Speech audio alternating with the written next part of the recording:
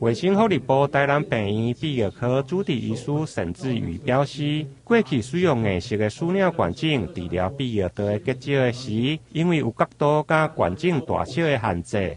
如果结石的位置位伫个较悬位的输尿管，或者是腰子内面，就较歹找到结石。现在有软式输尿管镜，因为角度会用个弯270度。因此，腰子内面的结石拢一清二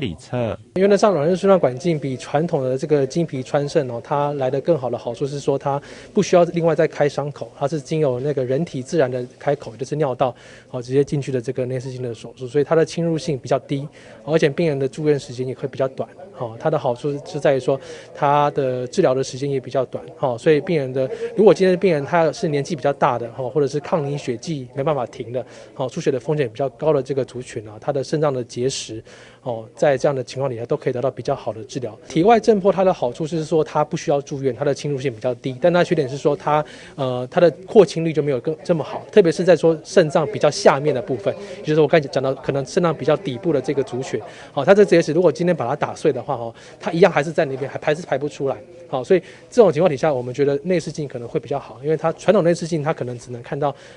一般来说只能看到肾脏中间，但是如果今天靠软式的话，它可以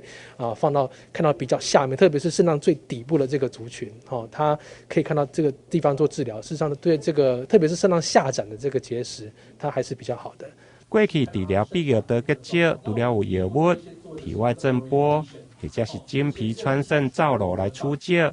除了经皮穿肾造瘘较侵入性，体外震波甲输尿管镜是较无空喙，恢复期嘛较紧。不过相对的嘛有伊无适应的症状甲风险，而且软式的输尿管镜目前健保并无来给付。正确的治疗泌尿道结石，也是要经过医师来评估。台南新闻林根采访报道。